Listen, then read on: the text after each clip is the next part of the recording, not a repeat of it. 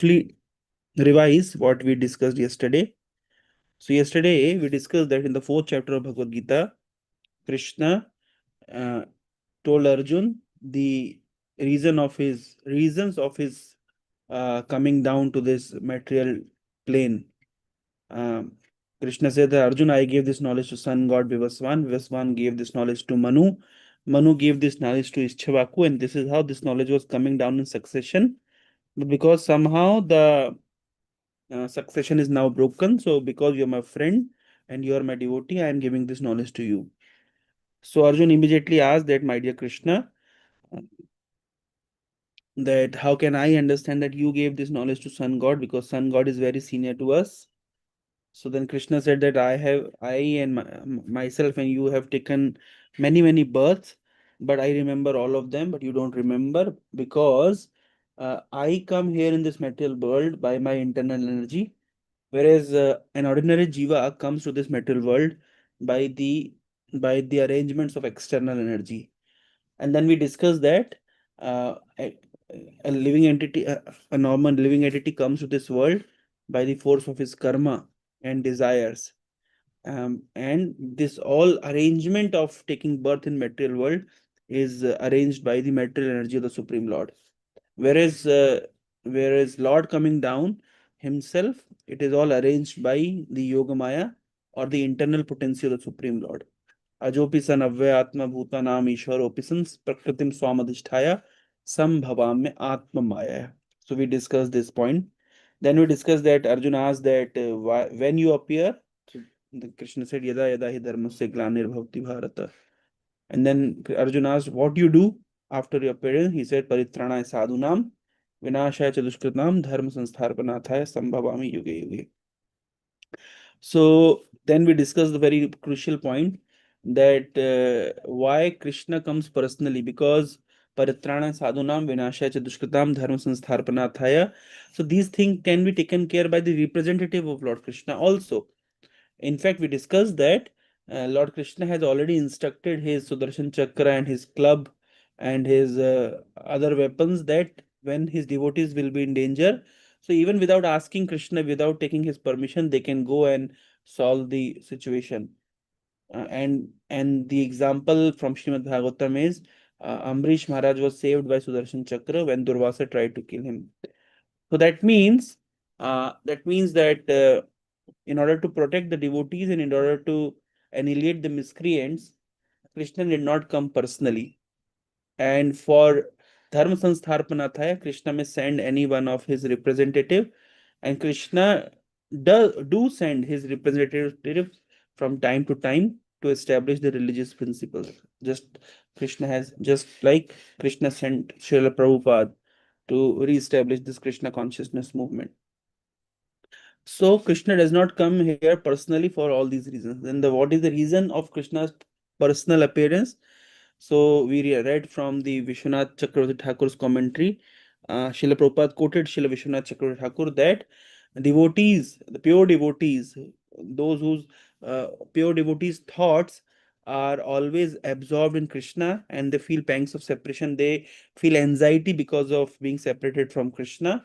So, to mitigate their anxiety and to mitigate their pain, Krishna comes personally, because the uh, because the pure devotees are expecting the personal association of Lord Krishna in his original Vrindavan form, or in Vrindavan, in his Vrindavan pastimes.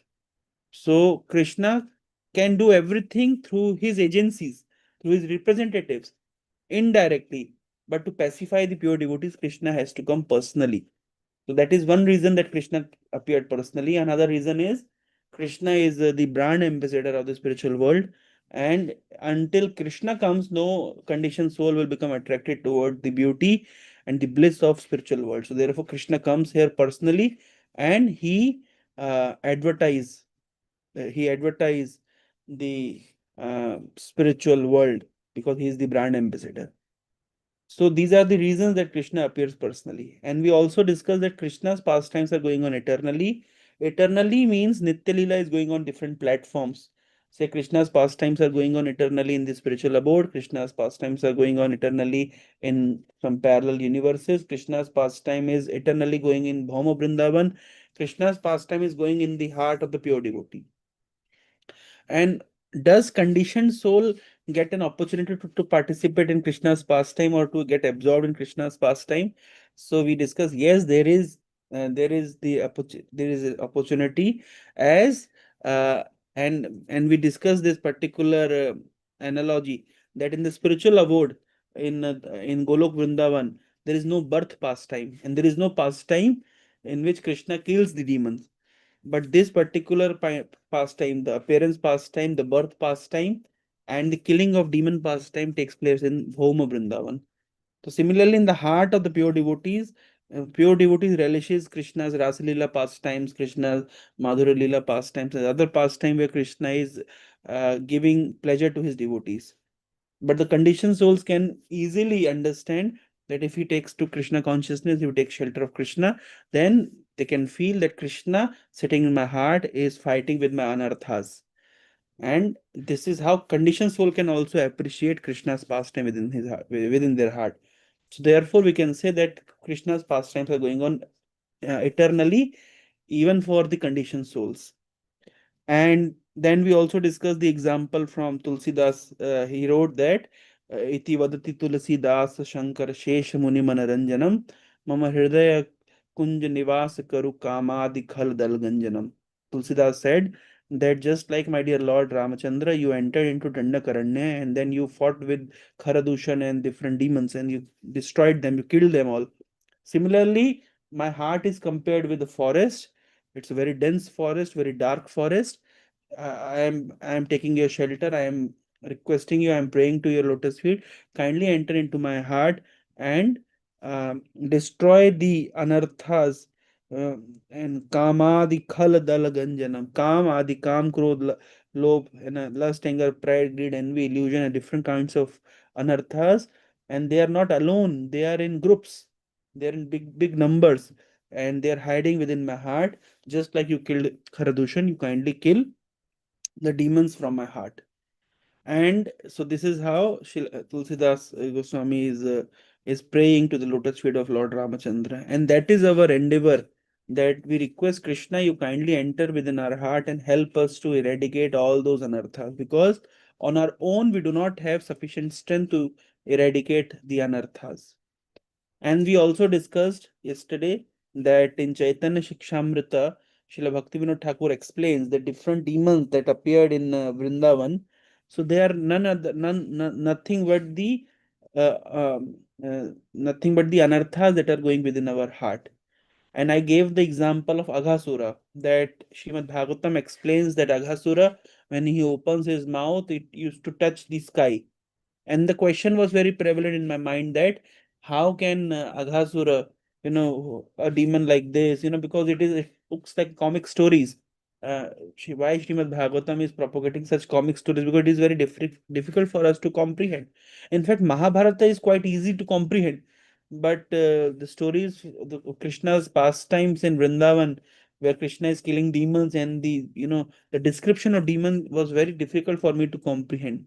But when we understood that these demons are actually the representation of the anarthas within our hearts, then we can easily comprehend. Yes, if Bhagavatam is saying that Aghasur used to open his mouth and used to touch the sky, so we can really experience that yes, Aghasur sitting in my heart is also so big that it is touching sky. In fact, sometimes we feel that the description in Bhagavatam is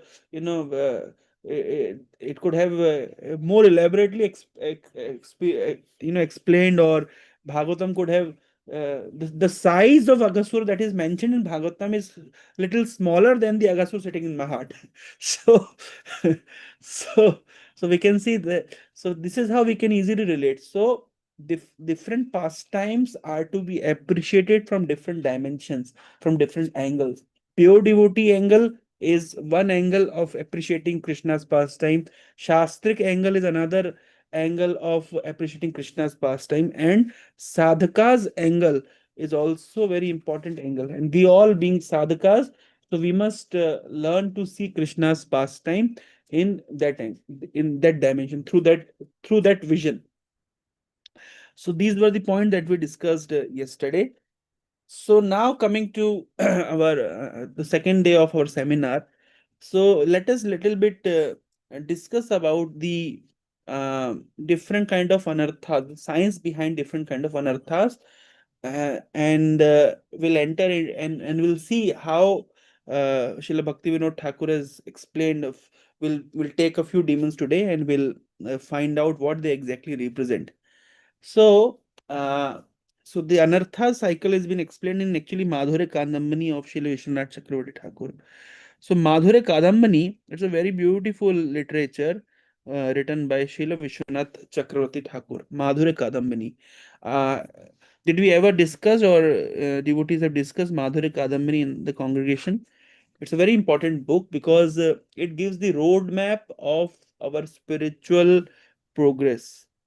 Madhurya Kadamani actually explains that presently we are on which platform and where we have to reach. So, so Madhurya Kadamani is uh, what we have heard many times that uh, Shraddha, Sadhu Sang, uh, Bhajan Kriya, Anarth Nivritti, Nishtha, Ruchi, Asakti, Bhava, and Prema. So we have heard. So these steps in our journey to Prema is explained in the book called Madhure Kadambani.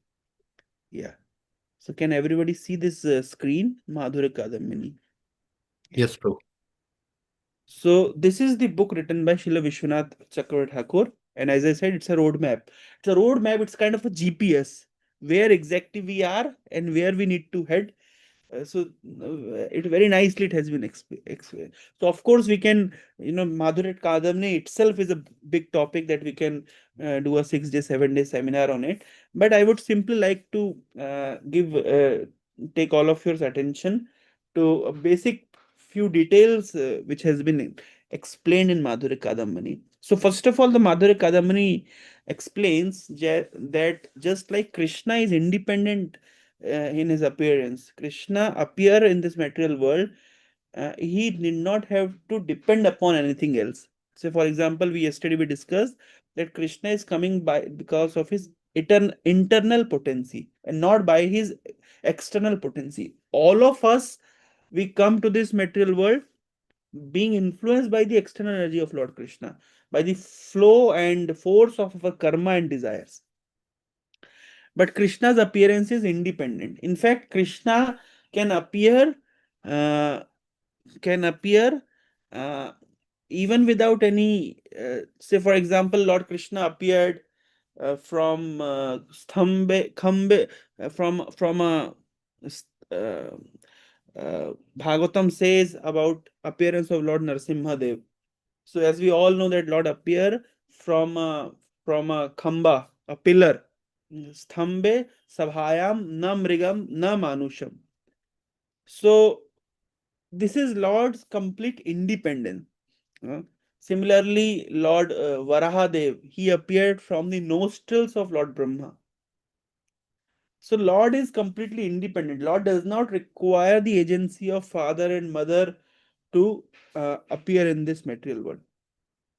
So, so Lord is completely independent, and his appearance is dependent only upon him and no one else. So, Srila Vishwanath Chakravarti Thakur explains that bhakti is also fully independent, and it does not depend upon any other agencies like karma and jnana. So, for example, we all came to Krishna consciousness. We all are part of this great, glorious movement.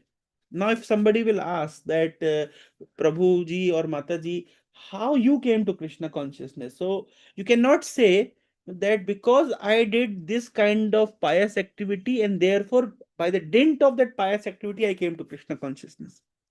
Because if you'll say that, then that means the cause of our Krishna consciousness is the pious activity. But we all accept that we came to Krishna consciousness by the mercy of some devotee, is it not?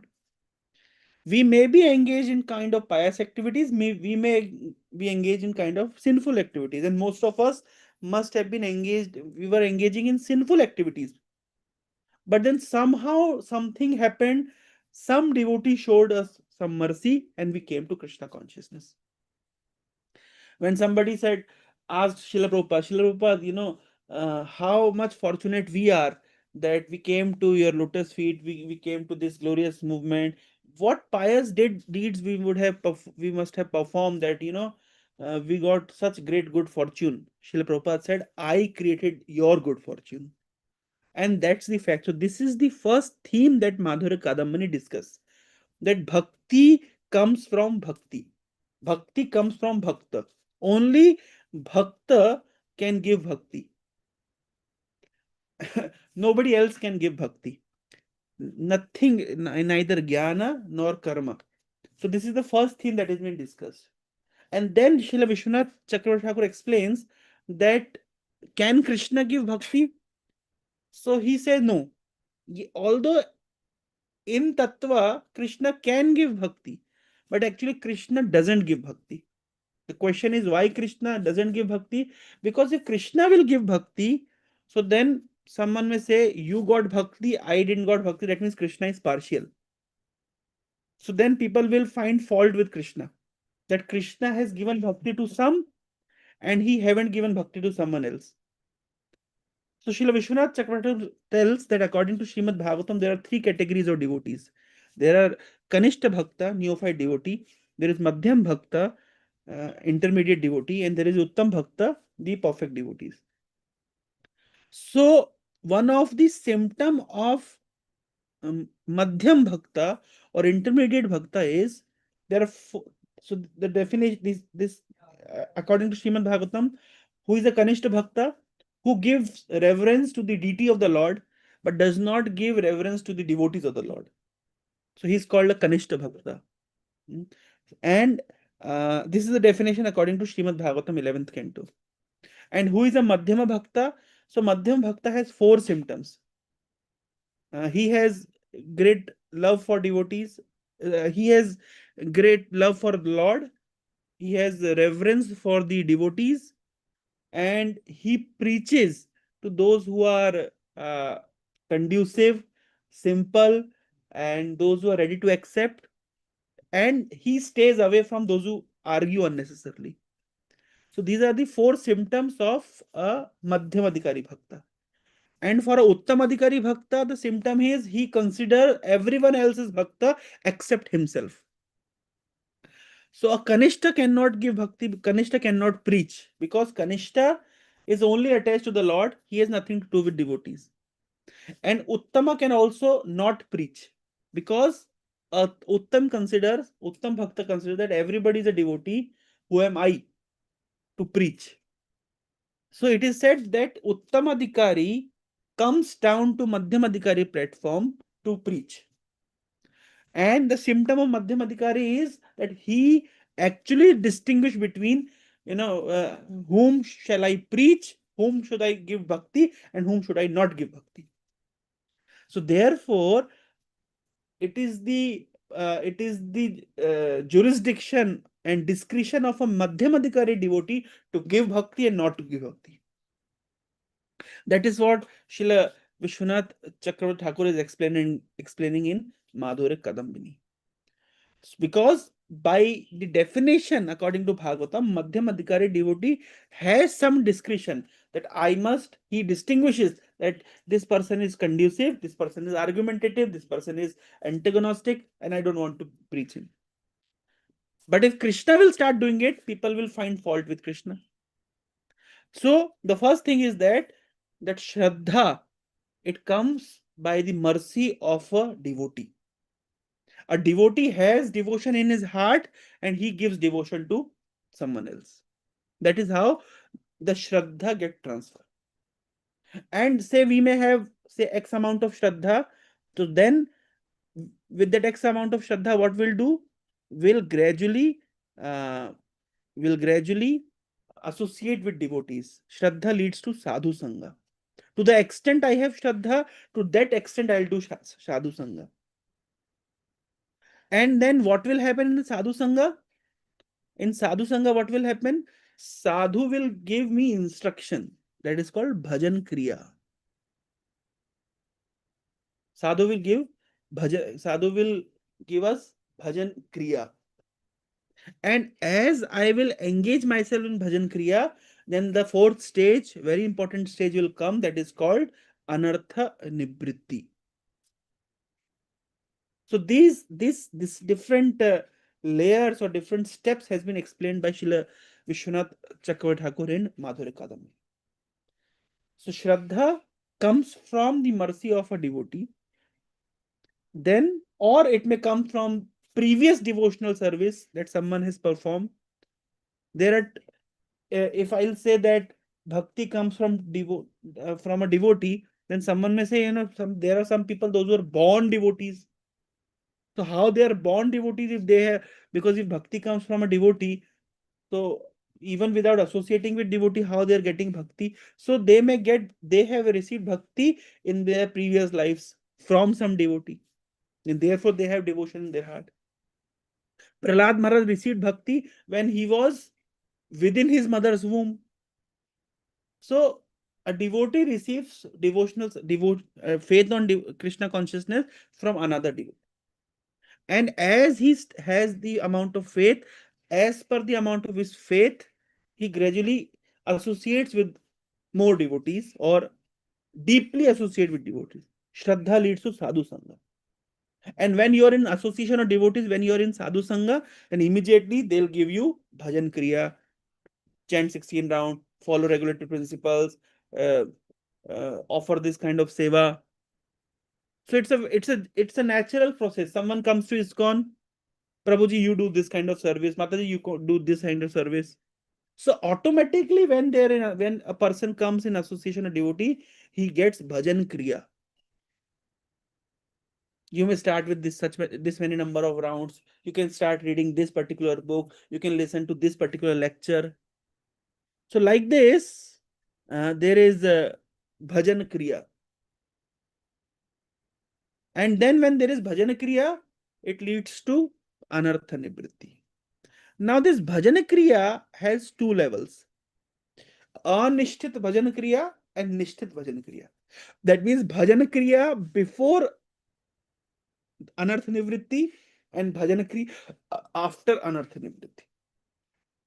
So we all know that we have bhajan kriya, we do bhajan, but our anarthas are not gone. There are different varieties of anarthas. So then, because of the presence of the anarthas, our bhajan will not be very fierce, will not be very what we call fiery. And Srila Vishwanath Chakravarti Thakur explains that what different kinds of difficulties we experience in our bhajan kriya.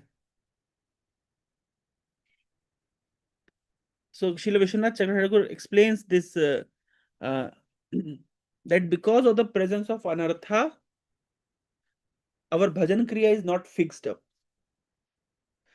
There is a very famous verse that we recite every day in the morning during our Bhagavatam class.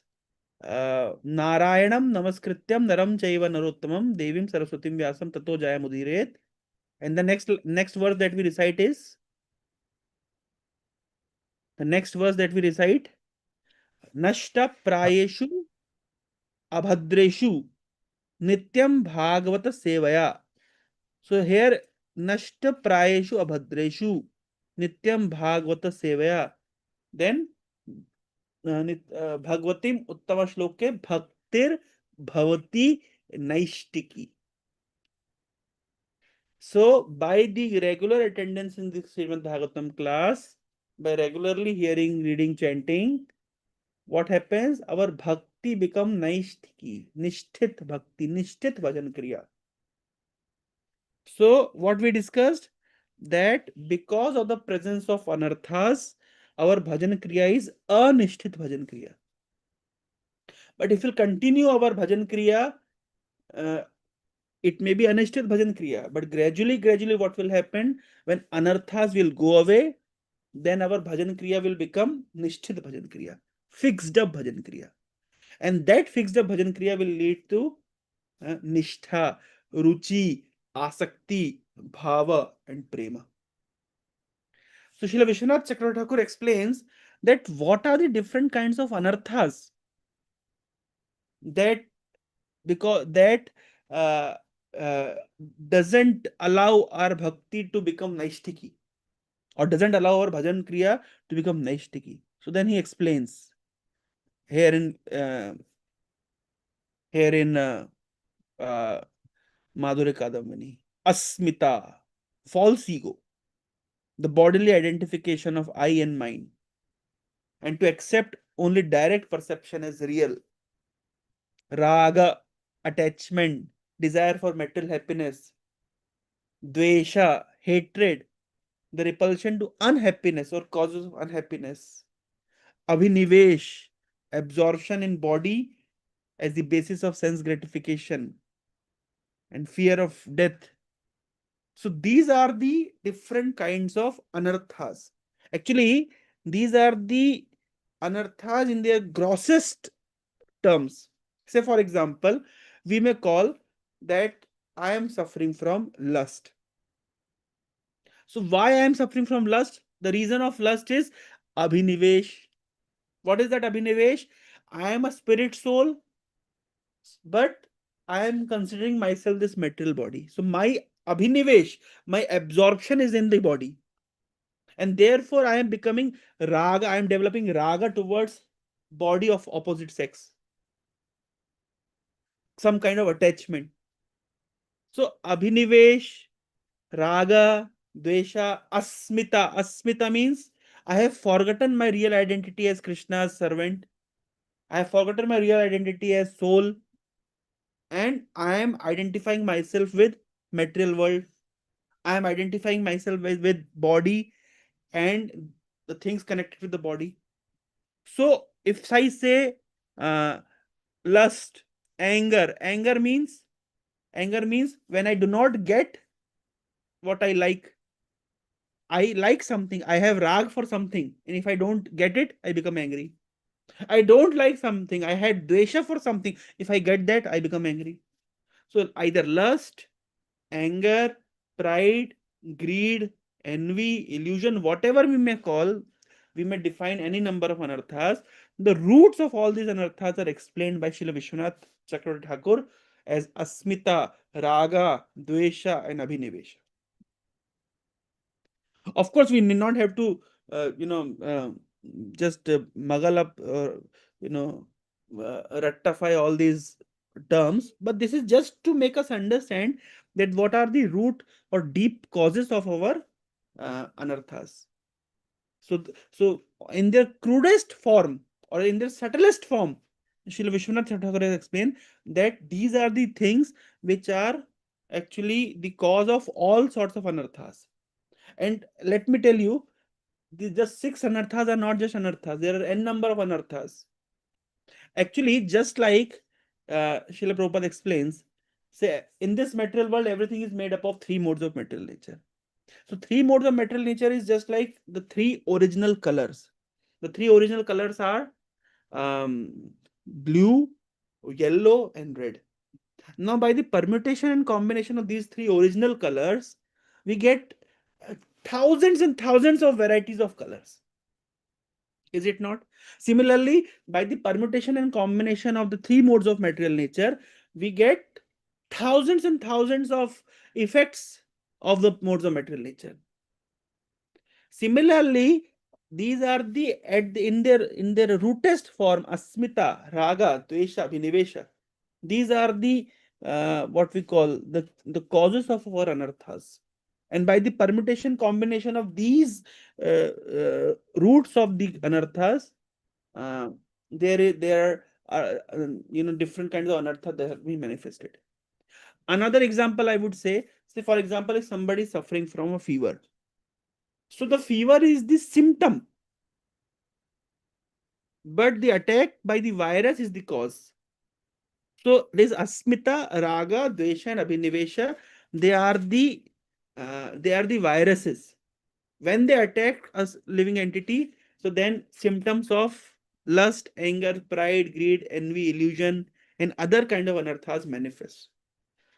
So therefore, Srila Vishwanath Chakravarti Thakur is actually focusing uh, on the root test of anarthas. And then there is another what we call stages of development of anarthas. So, for example, Bhagavad Gita Srila Prabhupada quotes 9.2 that this knowledge is purest of all. Raja Vidya Rajaguhyam Pavitram Idam Uttamam Pratyakshavagamam Dharmyam Susukham Kartum Avyayam. So, there he used the word, Lord Krishna used the word Pavitram. And to explain Pavitram, Srila Prabhupada has given the extensive commentary in the 9th chapter, 2nd verse. Prabhupada has explained that Pavitra means anyone who comes in contact with this pure knowledge of Krishna consciousness, he becomes purifies. And purified by what? Purified by the sinful desires. And this sinful desire has a cycle. And what is a cycle? Then Prabhupada quote that famous verse from Vishnu Purana, Kuta, Bija, Aprarabdha, Prarabdha. And this Kuta, Bija, Prarabdha, Aprarabdha, it's a kind of a cycle. And it starts from the main cause, which is called Ajnana. So we may take Ajnana, Kuta, Bija, Aprarabdha, Prarabdha. So this Asmita, Raga, Dvesha, Abhinivesha is manifested from Ajnana. Then there are different levels of fructification, Kuta, Bija, Aprarabdha, Prarabdha. Our anarthas are manifested in these stages. Kuta, Bija, Aprarabdha, Prarabdha. So in a very short way, with this very simple example, I would like to explain. Kut, Bij, Aprarabdha, Prarabdha. And the cause of the reason of Kut, Bij, Aprarabdha, Prarabdha is Ajnana or Asmita. So how it starts? So say for example, I have a desire that if I get an iPhone, so I'll be very happy. So that is the desire that I have. But I don't have money to purchase an iPhone. So what should I do? But my friend has an iPhone. So if I can somehow steal that iPhone from my friend, or if I can kill my friend and take away his iPhone, so then I'll be very happy. Now this is Ajnanta. This is gross ignorance, because even from a common sense point of view, one can understand if I'll perform sinful activity, I'll land up in a very difficult zone. But the desire is there, desire comes because of Ajnanata, ignorance. So because of this ignorance, the desire has come. Kuta means the desire has already come. That I must get an iPhone at any cost, even if I need to kill my friend. And now we may take any other type of example, or everyday newspapers are filled with such kind of news that wife killed her husband because she was in love with a paramour. So she's thinking that if I'll kill my husband, then I'll be happy. She's thinking that if I'll run away with my paramour, she'll be happy. If I'll perform, people are performing different varieties of sinful acts. They're eating, say here we are in China, they're eating everything. Today morning we were going out, so we saw that there was an aquarium and it was filled with some kind of big fishes. What do we call it? Sanctuary fishes, some Japanese fish. So we could not just comprehend that why they have kept fishes there, why the crimes were returning in the evening. So the aquarium was completely there was not a single fish available. So then we could understand that they ate all the fish. So within 6-7 hours, they finished at least 15-20 fishes. Nunam pramatte kurute vikarma jad indriya pritaya apranoti. Bhagavatam says, that Bhagavatam says that Nunam Pramatte Kurute Vikarma. Why we perform Vikarma? Why a person perform Vikarma? Jad Indriya Priteya, for the satisfaction of senses. Is it not? We all know that grossly and subtly we try to satisfy our senses, thinking that that sense gratification will make us happy. This is called Agyanata. So Agyanata is the starting of any kind of anartha. Agyanata is the first thing. So Agyanata leads to Kuta. Kuta means sinful desires. So I have a desire that if I'll get an iPhone, but I don't have money, so let me kill my friend. So that desire is already now, it has already come within my heart. But I haven't performed that yet. I haven't took any step. So it is called Kuta. And Bija means now I have killed my friend and I have taken his, riches. I have taken his iPhone. I have already killed him. That means the bija, the seed of Papa has already been uh, uh, already we have put in the soil. But nobody yet got to know that I am the one who has done this. So till the extent I am not caught, my sinful reactions are in the unaprarabdha stage. But the moment I'll get caught, immediately I'll get punishment. So there's getting punishment means prarabdha. We are enjoying our prarabdha. We are suffering our prarabdha. So when somebody suffers, what we say? Oh, that person is suffering because of his prarabdha. Prarabdha means the the bija that he has sowed, the seed that he sowed, the seed of the sin that he sowed has now fructified, and he is enjoying the fruits or suffering the fruits of the seed that fruits of he is enjoying the fruit of the plant whose seed he has sowed. So this is the cycle. But how this cycle, Kuta, Bija, Prarabh started? It all started with Agyanata. And when someone takes to Krishna consciousness, the first thing is Krishna takes away his Agyanata. Krishna doesn't take away his Prarabdha immediately.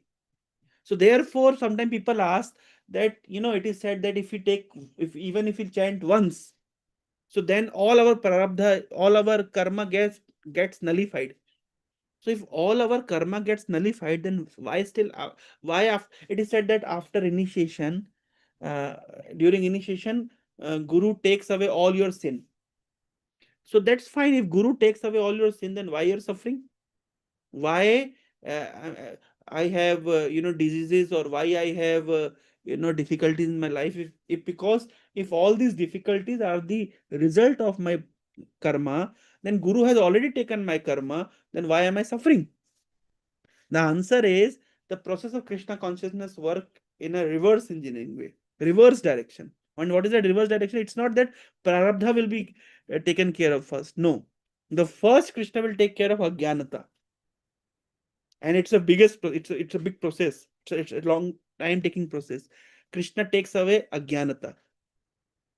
Depending upon our intensity of bhajan, depending upon our intensity of sadhu sangha, depending upon our intensity of faith, depending upon intensity of practicing Krishna consciousness, Krishna takes away our Agyanata. When Agyanata goes away, then Kuta, Krishna deals with the sinful desires, sinful tendencies. When Kuta goes away, then Krishna takes care of Bija. When Bija is, when all the seeds are being fried, then Krishna takes care of Aprarabdha. Till that extent, a person has to undergo this, has to suffer his prarabdha. So, what we understood is what Krishna is doing exactly when he enters within our heart, he is not dealing with prarabdha. The first thing he's dealing with our anartha, with our agyanata. So Krishna is not an allopathic doctor that he'll give you some kind of painkiller. Krishna is an Ayurvedic doctor.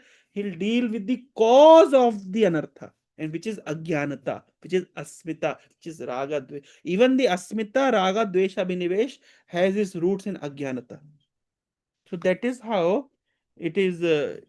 That is how the process goes. So why have we have taken we have what we have understood from Madhur Kadambani is that this asmita, raga, dvesha, abhinivesha, all these things, and uh, kuta, bija, or prarabdha, all this thing has a root in ajnanata, and Krishna takes care of ajnanata first. And gradually, when a person becomes fixed up, his bhajan become nishtita bhajana or fixed bhajana. Actually, in this particular document, Madhure Kadamani, Srila Vishwanath Chakravarti also explained that what are the symptoms of anishtita bhajana kriya. So he explained that there are 6 types of anishtita bhajana kriya. Anishtita bhajana kriya, and we may all feel this. The first is utsamai. Utsamai means when we come to Krishna consciousness, we think, within now I have become completely perfect. Utsamai. Within, a devotee has spent 10 days, 20 days, 15 days, 1 month in Iskcon. So they start, I'll do all the Ekadashis Nirjala, and I'll do so many, why just 16 rounds? I must stand 25 rounds, and I'll do so many and number of services. I don't want to take care of my parents, and I don't want to take care of my family, because I am now a devotee. These kind of feelings everybody of us have experienced. When we come to Krishna consciousness, then we start, and why these devotees are not that enthusiastic? They must be very enthusiastic. So these are the different emotions that we all deal in initial stage. But then sometime it becomes, our bhakti becomes ghana, sometime it becomes tarala. Ghana means very intense, sometime we don't have taste at all, ghana taralta. Then vyuda vikalpa, indecision, what should I do? And for those who are not married, they think, should I become a brahmachari, or should I become a grihastha? Or sometimes when the grihasthas think, should I change my job, or how to deal with my family, and and what how to I vyuda vikalpa, that means indecision. Should I change my counselor, or should I uh, change the congregation? Should I change the bhakti vriksha? I am not getting better nourishment here. No, no, it's better here. But every, so like this different kind of confusion, and then struggle with the senses, vishaya sangara. It sometimes it becomes very difficult to um, practice the regulative principles, and it's a constant fight with the uh, vishaya sense, struggle with the senses, and then inability to uphold vows. No, during my Karthik month, I'll chant 34 round, 32 round, 64 round, but then even 16 becomes difficult. So inability to uphold vows, niyamakshama, and then last is enjoying the facility offered by bhakti. If somebody has passed uh, many years in bhakti, they become senior devotee, so then everybody give them respect, and they are offered different positions in bhakti. So this is called Tarang Rangini. So when they have already passed this Utsamai stage, Ghana Tarala stage, and Vyuda Vikalpa stage, Vishaya Sangsarga stage, even now they are able to chant 64 rounds every Ekadashi. Everything is going nicely. But then comes Man, Samman, Pratishtha, the byproducts of bhakti, and they become attached to it. So these are the 6 symptoms of anisthit bhajan kriya, and a person who has anarthas in his heart. So they will all we all, because we all have these anarthas within our heart, will experience this kind of different uh, uh, anisthit bhajan kriya, the symptoms of anisthit bhajan kriya. But when someone become fixed up, so then these symptoms doesn't appear. And when one becomes fixed up, when he's cleansed off most of the anarthas, I'll not say all anarthas, because in later stage of this in this book, Srila Vishwanath Chakravarti has also explained that when someone reaches this platform of nishtha, this much anarthas are cleansed up. In the platform of ruchi, this much anarthas are cleansed off. In the platform of asakti, this much anarthas are cleansed off. In the platform of uh, ruchi, asakti, bhava, this much anarthas are cleansed off. And the platform of prema, this many anarthas are cleansed off. It's a big process. It's a long process. So that Srila Vishwanath Chakravarti is explaining in detail.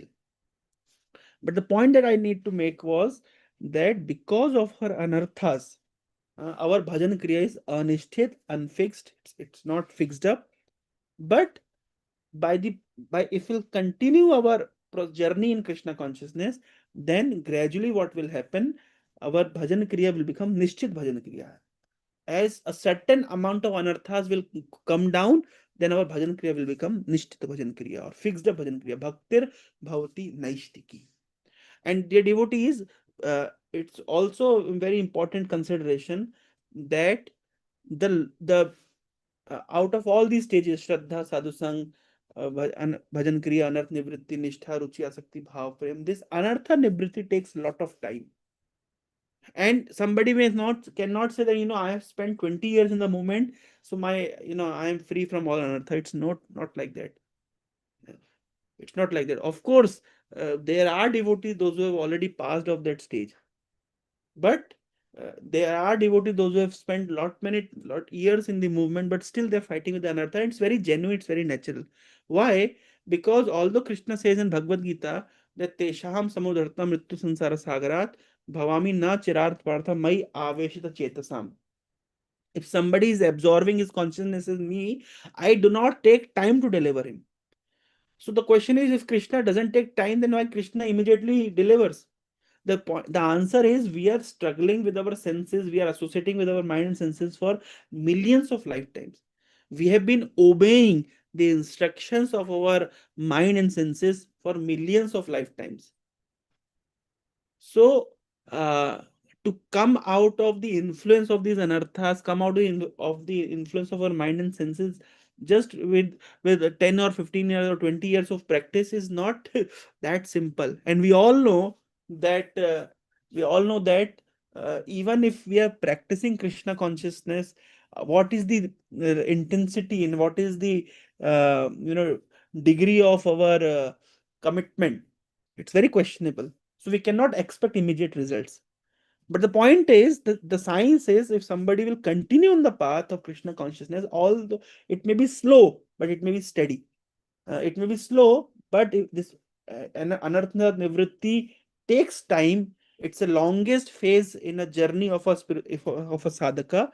But once the anarthas gets cleansed off, once bhakti becomes naishtiki, and then there is a what we call exponential growth in devotional service. So that is what Srila Vishwanath Chakravarti Thakur is explained in Madhur Kadani. So why we have covered this particular point? Because we are dealing with the science of anarthas.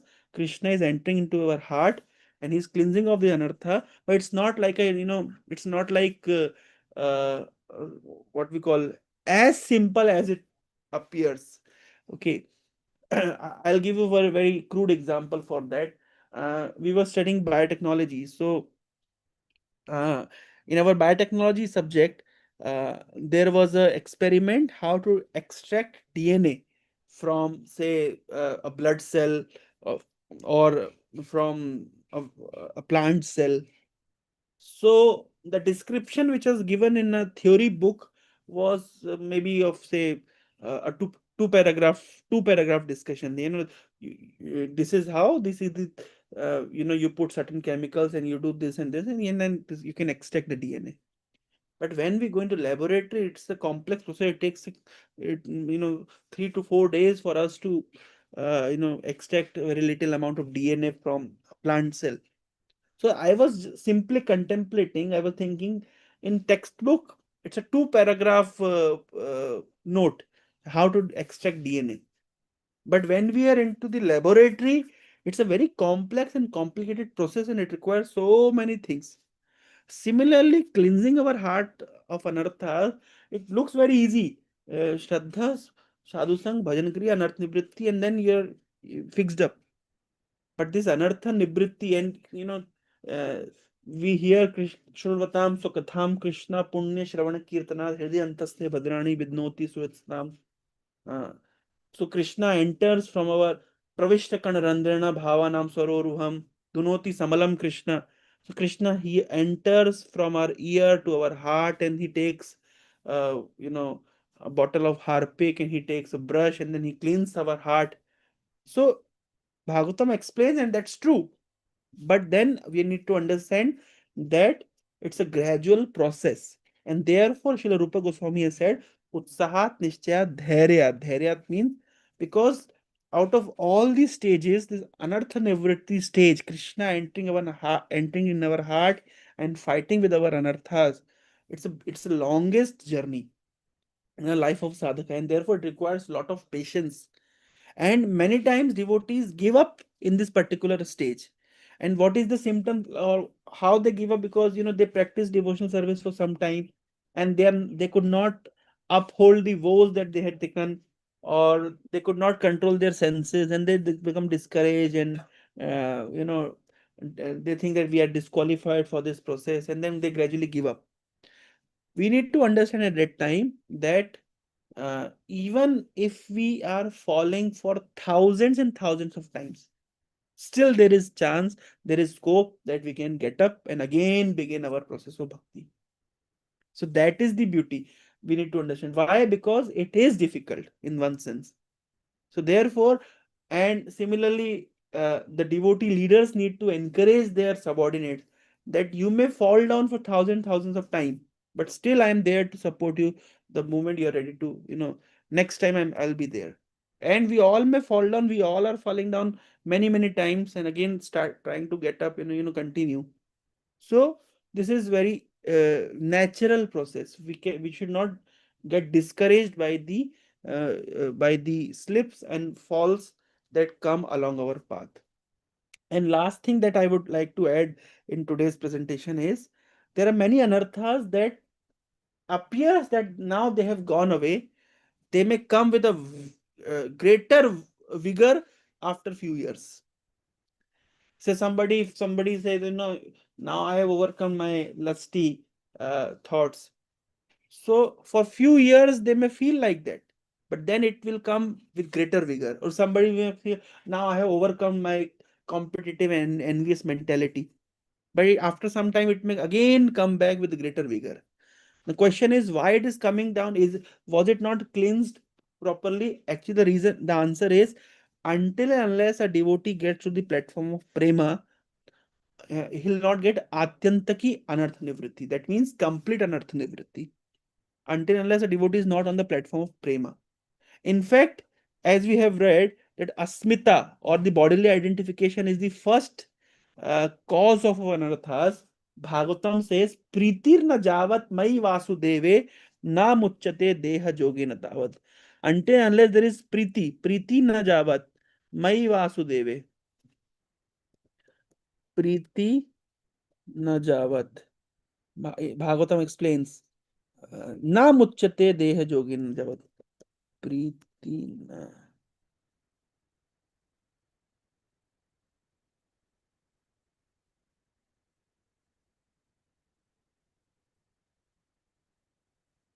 So until a devotee has this uh, priti, has developed prema, he cannot come out of the deha jogena. That means the asmita or bodily identification. So it's a long process. But then devotee, we need to become patient in our practice of Krishna consciousness. Hare Krishna. So this is a verse from Srimad Bhagavatam, uh, fifth canto, Rishabhadev's instruction. My net is not working smoothly, so therefore I'm not able to show that word. Priti na javat mai vasudeve. Yeah. Na muchyate deha joge na tavat. 5.5.6. Yeah. So atyantiki anartha nivritti will come as we develop prema. So thank you very much. Sorry I could not touch to the demon part again today because this uh, explanation took a little more time. So any questions or uh, any comments or any reflection if somebody would like to share? Hare Hare, Krishna. Yeah, go ahead. Hare Krishna Prabhuji, please accept my humble obeisances. I had a question that if a soul in one life has reached to the stage um, of the anartha nivritti, uh, and leaves the body and comes to the next life with like as we say the devotion continues from life to life. So enters into the new life, and he has already reached to the level of that in the previous life, and in the new life there is some fall down due to some karma which was previously in that life, in the previous life. Then that person has now to go from this to prem bhakti, right? So is it possible like that way? Yeah. So Mataji, like this step is not like, I have now completed faith, now I am in sadhu sangha, now I have completed sadhu sangha, now in bhajan kriya. It's a kind of a, to the extent I have faith, to that extent I try to associate with sadhus. To that extent, I'll take the instructions of sadhus seriously and perform bhajan kriya. And to the extent I'll perform bhajan kriya, to that extent my anarth nivritti will take place. And to that extent there will be nishtha. It's not that 100% anartha then nishtha will come. No, we all have some amount of nishtha. Say those who are initiated, at least 60 chanting, 60 not. Some nishtha is there. Someone have more nishtha, so they are chanting with quality. Someone has less nishtha, they are chanting at least quantity. Even if somebody has taken a vow that I'll do 4 rounds of chanting every day, is it not nishtha? It is also nishtha. So it's not like that. It's a kind of, it's a separate to explain. Srila Vishwanath Chakravarti Thakur has explained it in steps. But for a devotee, things goes very simultaneously. We all have some level of prema for Krishna, is it not? uh, Otherwise, yes. if it is it if it were not there, then even after so many difficulties, why are we continuing? We may have considerations of family, consideration of time, consideration of environment, even within the devotional community we may have different varieties of problems, but still we are continuing. That means we have some level of ruchi, some level of asakti. And in fact, sometimes we get some, when we see our spiritual master or when we see senior devotees, we have some level of bhava, we have some level of prema towards Krishna. So it's not like that we have no prema. We have prema. But this is a kind of a what we call interconnected steps. And as my faith will enhance, my bhajan kriya will enhance, my anarth nivritti will become little more speed up. And to that degree, there will be nishtha. To that degree, there will be asakti ruchi. So it's a kind of a interconnected thing. So uh, just like ye- Mataji, vectors we read in mathematics or in physics, vectors. So there are different vectors, and then there is a resultant vector. So now there are certain vectors in a positive direction, and there may be certain vectors in a negative direction, but the resultant has to be there. So our sinful activities, our karma, our our attraction for sense gratification. So these are the vectors in the negative direction. And then there is their devotees, those are pulling us, their good lectures, harinam, it's attracting us, prasadam, it's a very positive vector. So then there is a resultant vector, like that. yes, I understood everything goes hand to hand simultaneously. But the person who has left, I mean, the soul who has left the body in the previous life can start with a higher platform in this life, right? Yes, same platform, like he's completed here that platform. For soul, the journey, there is no change at all. Change is there for the bodies. So Yes. yeah. Thank you, Prabhuji. Yeah. Hare Krishna. Actually, I can add one little point in this. Srila Radhanath Swami Maharaj explained in a very beautiful lecture. He was telling that we say that say for example, and Bhaktitit Maharaj has also written this, that for example, we say that bhakti is it's an activity of the soul, and bhakti with it continues with the soul. So now, what happens when we perform Vaishnava Aparadh? We say that if you'll perform Vaishnava Aparadh, then your bhakti will, all your bhakti will get finished up. But the Bhagavad Gita says Neha विक्रमो नाशोस्ति प्रत्यवायो ना विद्यते, प्रत्यवायो ना विद्यते. Pratyavaya means it will not get spent. It will be there. So now these are two contradictory statements. If I'll do Vaishnava Aparadh, then my bhakti will get finished. And Chaitanya Chaitamrita explains, Shri Chaitanya Mahaprabhu explains that offenses are like mad elephant. They destroy our bhakti. But Bhagavad Gita says, Pratyavayo na vidyate. Then how to reconcile? So Srila Radhanath Swami Maharaj explains that, say for example, if somebody has millions of dollars in his ATM, but he forgot the password, then what will happen? So even if millions of dollars are there in our ATM, but we forgot the password. So now after many lifetimes we'll remember the password, and then we may have access to the uh, amount that was deposited. So so offenses are like it will make us forget the password of our bhakti account, and for many years will, say for example, I have money in my bank account but I have forgotten the password, then I cannot pay for my food, I cannot pay for my accommodation, I cannot pay, I'll live like a beggar. So I may have I have money in my account, but I cannot access it. Similarly, I will have bhakti in my account, but because of my offenses to the Vaishnavas, I have forgotten the password, and therefore I'll not be able to access that bhakti, and for few lifetimes I'll simply live like a ordinary karmi, materialist, or even antagonistic.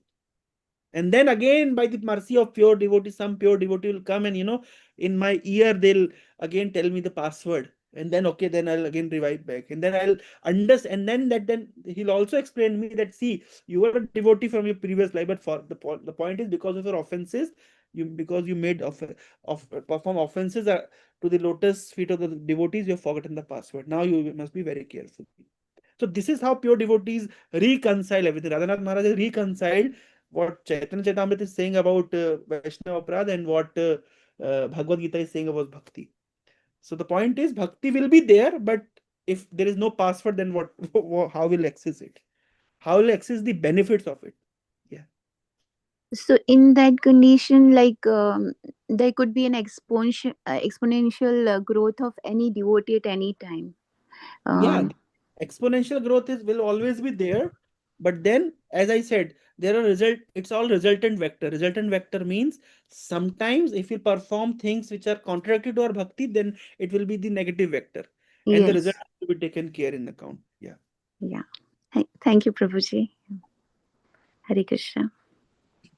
I also like the point you made, Prabhu, that even though we feel that we might have conquered some of our anarthas, that it could come back anytime, right? It kind of reminds me of even like an alcoholic when he goes into rehab. He always has to guard against a trigger, that a trigger could always help them fall back into the addiction. Yes. So in a sense, it's like our material addictions. We never know when we could fall back into it. I think we have to always guard against the triggers that We call that it could. asakti. Asakti मतलब कभी भी आ सकती है. Mm-hmm. आसक्ति कभी आ सकती है ना. कभी भी आ सकती है. That is true. I know. I mean, like sometimes you think like, oh, I've conquered it for like 6 years now, but you never know when you could just fall back into it. Hare Krishna Prabhu. Please accept my humble obeisances. So you mentioned in the beginning of the lecture that Uttam Adhikari, Madhyam Adhikari, Kanishta Adhikari, and especially for Madhyam Adhikari, he distinguish uh, to whom he can give bhakti, to whom he cannot give yeah. bhakti. And in Kurukshetra, when Krishna say Bhagavad Gita to Arjun, he give a reason. I chose you because you are my devotee and you are my sakha. So is this Krishna's choosing Krishna's choosing Arjuna for giving Bhagavad Gita knowledge with some definite reasons, Is it a bhava of Madhyamadikari? Hare Krishna. Yeah, very kind of UPSC question, acceleration and reasoning. So two different contexts coming down for. Uh, I don't know what. Like we discussed yesterday, that Krishna gave knowledge to Arjuna, being his sakha, because Krishna could have given this knowledge to his Yudhishthir or Bhima also, and Krishna could have given knowledge to Nakul and Sahadev also. But Yudhishthir and Bhima were senior to Krishna, and giving knowledge to senior doesn't look good. And Nakul and Sahadev junior, so they'll always say yes, yes, they'll not argue with Krishna. So Krishna chose Arjun because Arjun will argue. So yes, we can say, and again, why Sakha? Why devotee? Because if Arjun would have been antagonistic, he would not have paid heed to Krishna's words. So yes, in one sense, Krishna is showing us an example of uh, Madhyamadikari, how Madhyamadikari thinks before giving the knowledge of Krishna consciousness to someone. In fact, Krishna has said in Bhagavad Gita that those who are not austere, those who are antagonistic, do not share this knowledge with them. In the 18th chapter, Krishna is telling, because Krishna knows that they'll not be able to value it. So yes, we may say that this is the mood of a Madhyamadikari, that he sees that who all are actually favorable, who are not favorable. Actually, we must see, because uh, if somebody is not favorable, if somebody is not interested, inclined, so then if we'll give them this knowledge, they'll make fun of it, or they'll not pay heed to it, they'll not value it, and our effort will go also, our enthusiasm may also go down. So whom we are giving Krishna consciousness, so we must be very careful. Now there is another consideration, that it is said that one must not preach the glories of holy name to those who are antagonistic. It's a nam apradha. And but the question is, if it is a nam apradha, so then how to preach? So we may not preach the glories of holy name, but we may gradually try to find out whether they are inclined towards spirituality or not. These are two different things. We may not tell them the knowledge of Bhagavad Gita directly, but we may at least try to find out whether they have some inclination towards the questions of life or not. So these are two separate ways we need to find out whether a person has inclination or not. So namaprad is to give them, say for example, if somebody is completely atheistic, I'm giving them just chant Hare Krishna and everything will be sorted out. So then there's a namaprad, because he'll make fun of us and he'll make fun of Nama. But if we can discuss with him philosophy and gradually bring him to the platform of certain amount of faith, and then we can give him holy name, so then it will not be namaprada. So yeah, so that kind of discretion is done by Madhyamadikari. I had one more question, Prabhuji. Has the Uttamadhikari reached to the mode of transcendence, or the only I mean, the pure devotee is even above Uttamadhikari who has reached to the mode of transcendence? Uttamadikari means a pure devotee. Uttamadikari means they have transcended the modes of material nature. Okay. But Uttamadikari doesn't preach, because why he doesn't preach? The answer is he considers that everybody is a devotee. Then who am I to preach them? Everybody is, in fact, I am not a devotee at all.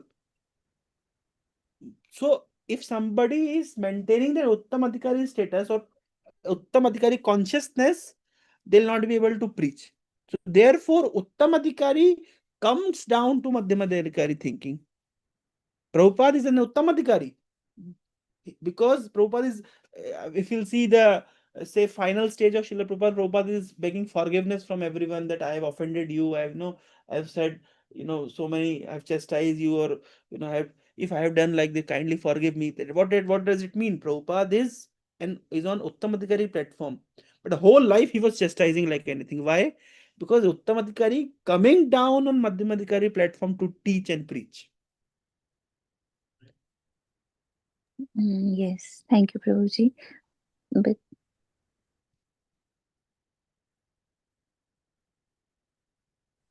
Thank you, Prabhu. I think it's wonderful class. One more time, it's excellent.